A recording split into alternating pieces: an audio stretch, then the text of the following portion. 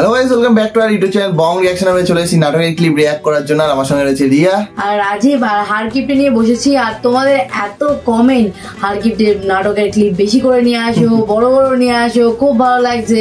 আবার অনেকে তো দেখলাম কমেন্ট করেছে যে ধৈর্য না ধরতে পেরে আমিও দেখা শুরু করে দিয়েছি।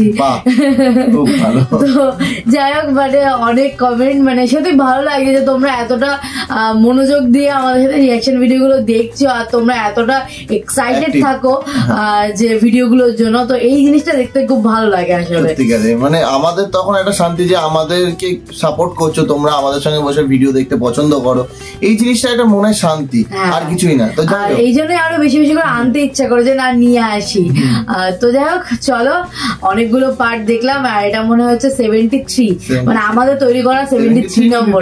না না 73 আমাদের তৈরি করা 73 নম্বর পার্ট এটা। তো চলো বেশি দেরি না করে শুরু করি। চুপ করে থাকে কে তো সমাজ উদ্ধারের দায় দিছে? হ্যাঁ, পর্ব 59। ধন্যবাদ দিবিনি, তোমাকে ধন্যবাদ। পিতল বুদ্ধি দিবি। ফরাদ এসে কয়া গেল থানায় যা বলে কেস করবি তোর নাম। আরে সব বুদ্ধি দিচ্ছে হচ্ছে তোর মামা। কেস করুক না, তুই আসলে চিন্তা করিস না। চিন্তা করার কথা নিষেধ করলে তো চলবি না রে বাপু। একটা বিপদে পড়লি এ গায়ে তোমার দোস্ত বন্ধু কেউ নেই, এ গায়ে সওয়াল পাওয়ালে তো বিছেনো না। টাকাগুলি করে রাখছু দে।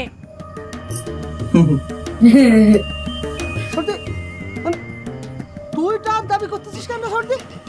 ওরে মা, এমন ভাবে কথা কেন করছো? মনে হচ্ছে তোর টাকা নিয়ে আমি গত্তায় দিবনি। টাকাগুলি আমার হাতে দিয়ে দে। সকালবেলা উঠে যা, আমি ফরহাদের হাতে দিয়ে সবকিছু মিটমাট করে আসবো। এ নিয়ে যেন আর কোনো কথা না হয়। শিবানী তো ভালো কথাই করছে। টাকাগুলো শিবানী দিয়ে দাও। পরের টাকায় লোভ করা ভালো না। লোভে পাপ, পাপে মৃত্যু। একদম ঠিক কথা। এতদিন একটা ভালো কথা বলেছে। আর তার ব্যাপার তো, এটা তো আর আমি একা সিদ্ধান্ত নিতে পারি। এই ঘটনার সাথে যারা জড়িত ছিল আমার সাথে কথাবার্তা করে একটা মতামত নিয়ে যাই হোক একটা কিছু করা যায়। আপনি এসব নিয়ে টেনশন করেন না। আসল তুই কোনো চিন্তা করিস না।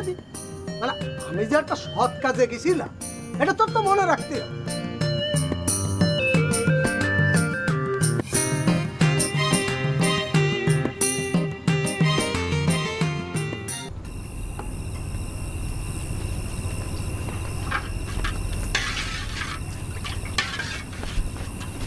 মামনি, আপনি বলে ফজরের ক্লিয়ারেন্স দিয়ে দিয়েছেন? কিসের কথা বলছো? আরে বিয়ের অনুমতি দিয়েছেন বলে? বিয়ের অনুমতি তো তোর মামাও দিয়ে দিছে রে গুল্লা। সে যে কি অনুমতি দিয়েছে।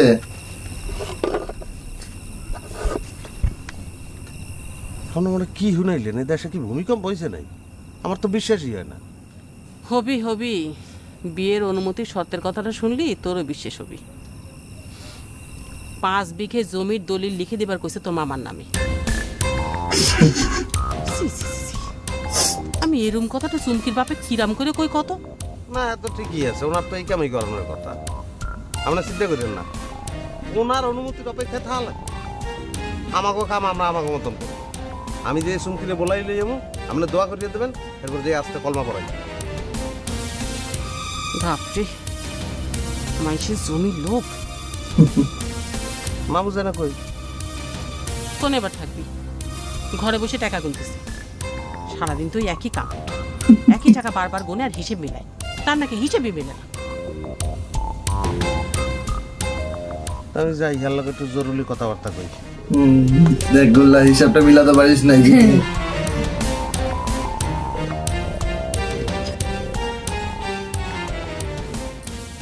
মামু যান, ভিতরে আসতে পারি? চমকে উঠেছে। জরুরি কথার কাম ছিল যে। খুব জরুরি কথার মানুষ হয়ে গেছে, তাই না রে গোল্লা? তুই নাকি ফজরে বিয়ে দেওয়ার জন্য কন্যাক সাথে করে তোর বাড়িতে নিয়ে যাচ্ছ। সংবাদ এটা তো পুরান মামু। আর আপনি পিতা হইয়া আপনার পুত্রদের বিবাহ দেওয়ার দায়িত্ব পালন করতে আসেন না। তারা ডে বাই ডে হতাশ হয়ে যেতে আছে। এখন 2 দিনের বড় হইলেও তো আমি তাদের বড়।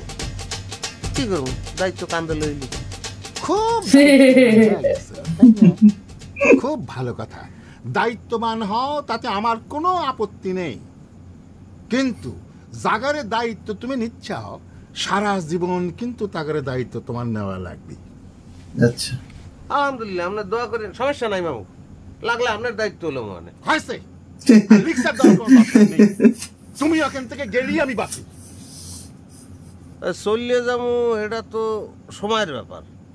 তা বিদায়ের গুছগাছ আমি করতে আছি, আসলে এই সংবাদটা আপনার দেওয়ার জন্য এনে আসছি। কাল সকালে আপনি বাড়ি থাকবেন তো? মানে আমি কয়েকজন গণ্যমান্য লোকজনরা আমন্ত্রণ জানাইছি, তো বাড়ি থাকবেন। মানে আবার কি করতে যাচ্ছে গোল্লা? মানে আমার বাড়িতে কিসের মস্তব লাগিছে? না না, মৎসব টৎসব কিছু না, হ্যাঁ এক কাপ চাও খাওয়ানো লাগবে না। আর মনে করেন আমার ওই যে মায়ের ওয়ারিসের জমিটা, তো এই বিষয়টা একটু ফয়সলা হওয়া লাগে না? আচ্ছা তাহলে ওই কথাই থাকলো না, সকালবেলা। মাথায় বাজ পড়েছে।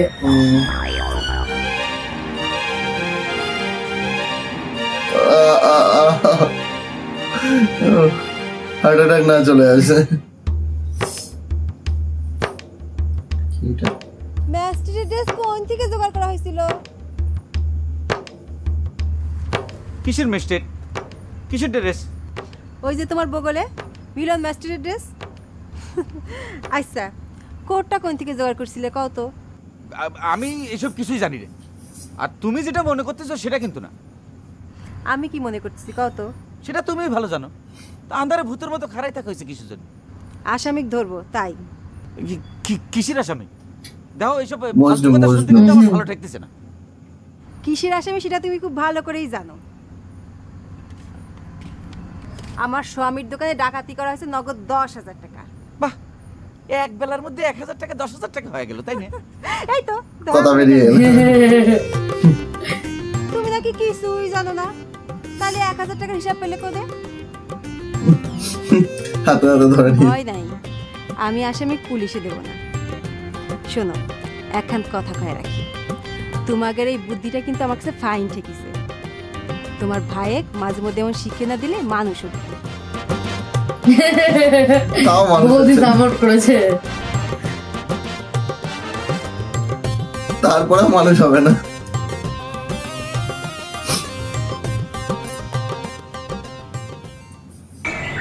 দিন হয়ে গেল।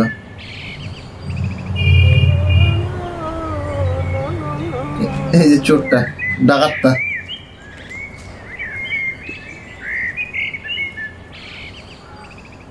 কি রে নো দোস্ত, সিয়ারের এরকম দেবদাস মার্কা বানায় রয়েছে কি এত্তি? কেসটা কি? কেস তো সব ডিসমিস হয়ে গেছে রে মিলন। যাকে সেসব কথা, তুই কেমন আছো? আরে আমার কথা বাদ দে, মানে আমার কথা পরে করছি, মানে তোর ঘটনা কর। কি যেন করলি, মানে কেস কি ডিসমিস নাকি কি কাহিনী? না রে মিলন, তেমন কিছু না, বাদ দে, তুই যা। আরে দাঁড়া দাঁড়া, যাবো তো বটেই। দেখ দোস্ত, মানে তুই আমার কাছে কিছু না লুকায় ঘটনাটা আমার কাছে একটু খুলিয়ে কর না। তোর সিয়ারের দিয়ে তো আমার ভাল লাগতেছে না। মানে কি হয়েছে আমার খুলে কদি?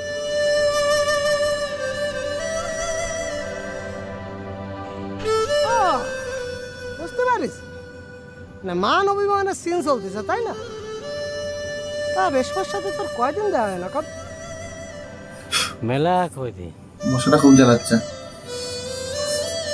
আচ্ছা, তুই এক কাজ কর, তুই ওই জায়গায় যেয়ে বয়, আমি নিজে নিজে সাথে করে রেশমারে নিয়ে আসতেছি।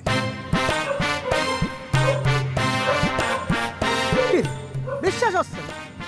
আমার নিজেরই বিশ্বাস হচ্ছে না। নামটা মনে আছে? মিলন, মিলন। এই মিলনের আশপাশে কোনো বিরহের স্থান নেই। যা ওই জায়গায় যেয়ে অপেক্ষা কর, এই মিলন তোকে মিলনের ব্যবস্থা করে ছাড়। যা। গোল্লা পারল না তো মিলন।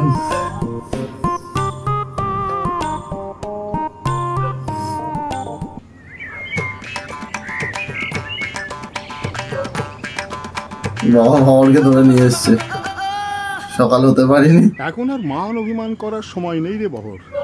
গুল্লা যদি সত্যি সত্যি লোকজন ডাকে নিয়ে আসে, তাহলে কি করবো সেই বুদ্ধি কিন্তু দে বাপ। বুদ্ধি আমার নতুন করে করার আর কোনো দরকার নেই আব্বা। আরে তাহলে কি করব, বুদ্ধি খেন দে। বুদ্ধি নেওয়ার আগে আমার কাছে আপনার একটা ওয়াদা করা লাগবে। কি? আপনার স্ত্রীর কথায় উঠা বসা করা একদম স্টপ করা লাগবে। আপনি যদি রাজি থাকেন তাহলে পরে কন। কি অবস্থা!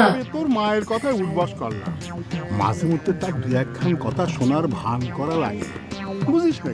সে রাঁধাবাড়ি না করলে পরে পেটে ভাত যায় না। সেটাও করা যাবে না আব্বা, আপনি আরো কঠোর হওয়া লাগবে। নে কঠোর হইলে এখন বুদ্ধিখান কি কম। আব্বা আমাদের এখন করণীয় একটাই, এই বাড়িতে বহিরেগত হটানি লাগবে।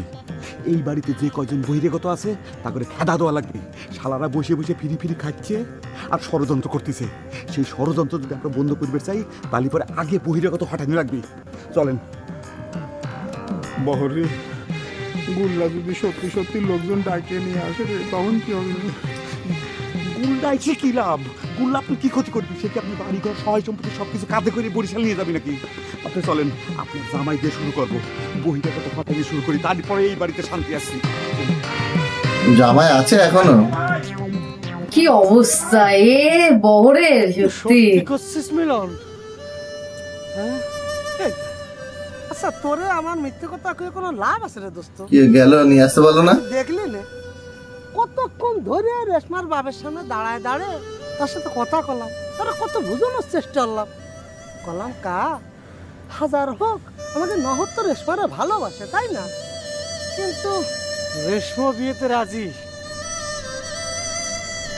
সে কথা মুখ ফুটে ক্ষতি করছে না রে দোস্ত। কেমনি তোর মনের মধ্যে আর মেলা কষ্ট, বুঝিস নে?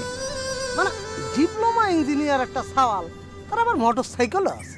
সেই মোটর সাইকেলের পিছনে ঘুরিয়ে বেড়ানোর স্বপ্ন কার না ভালো ঠায় কর? কিসের কি মোটর সাইকেল? হ্যাঁ, ওই মোটর সাইকেল যদি আমি পোড়ায় না দিচ্ছি, ভুলভাল গল্প দিচ্ছে মনে হয়, আমার মনে হচ্ছে ভাওতাবাজি দিচ্ছে। বুড়ি আমি ফাটাই দেবো। এই মানে কিসের মধ্যে কি কথাবার্তা করছিস তুই? তাহলে কনে তার তো বাড়ি শুনলাম মনে করো যে বাগের তোগার এলাকা, মানে সেইরকম কথাই করছিল। হাসবেন মানে তুই কোনো চিন্তা করিস না, আমি ঠিক খুঁজে বাইর কর। দরকার হলে আমি তার বাড়ির পরে যাইয়ে তারে সুন্দর করে বুঝবো না এই মায়ের বিয়ে করার দরকার নেই, তার একটা দেবদাস আছে। দোস্ত তুই এই উপকারটা কর রে দোস্ত, আমি রেশমাক ছাড়া বাঁচবো না দোস্ত। তোর মধ্যে বুঝতে পারছি রে দোস্ত, যাই করিস না কেন রে দোস্ত, কথাটা শুনলে তোর মনের মধ্যে হয়তো কষ্ট হবে, তাও আমার ক্ষতি। মায়া মানুষরা বিশ্বাস করা খুব কঠিন রে দোস্ত, এটা তোর আমি কয়ে রেশমারে আমি তাই কলাম। রেশমা পুরো বানিয়ে বলছে আমার মনে হচ্ছে, করতেছে এক পলক দেখবে। চলো। কি কলো? কিসের কি? সে যে ভাব নিয়ে কথা কলো, কি যে তার অহংকার, সেটা তোরা কি খবরে দোস্ত? পুরো বানিয়ে বানিয়ে মিথ্যে একটা মনে হয় ওকে বলে দিল যাতে কি আরো সম্পর্কটা নষ্ট হোক। আমার সেটাই মনে হচ্ছে যে মিথ্যেই বলে যায় বানিয়ে বানিয়ে। আর এ তো আরেক জিনিস, কি আর না, মিলন কারণ মিলন হতে দেবে মিলন খুব বদ, মানে হচ্ছে যতগুলো মানে মানুষের সাথে দেখা হয়েছে তার সাথে শুধু পেছনে কি হয় না বলে না, একটু চ্যাংড়া টাইপের চ্যাংড়ামি করে বেড়ায়। তো যাই হোক ভালো লাগছে, এই পার্টটা ভালো ছিল। লাস্টে একটুখানি নহর ইমোশনাল হয়ে রয়েছে, এমনি অনেকদিন ধরে দেখছি নহরের একটু স্যাড হয়ে রয়েছে, কারণ হচ্ছে এখন নহর আর রেশমা তো রেশমা যাই হোক রেশমার সাথে হচ্ছে বিচ্ছেদ চলছে, তো একটু দেখায়ও না, নহরকে কমও দেখায়। তো যাই হোক যাই না কি হবে লাস্ট পর্যন্ত। ওইদিকে তো চুমকি আর হচ্ছে বহরের বিয়েটা তো ফজরের বিয়েটা তো হবে করছে, দেখা যাক কি হয়। তো যাই না, তো আগে দেখবো আরো এপিসোড গুলো দেখবো, তারপর বুঝতে পারবো। তো তোমরা সঙ্গে থেকো, আবার একা একা গিয়ে লুকিয়ে লুকিয়ে দেখে নিও না, আমাদের সঙ্গেই দেখো। তো দেখা হচ্ছে নেক্সট ভিডিওতে, ততক্ষণের জন্য টাটা।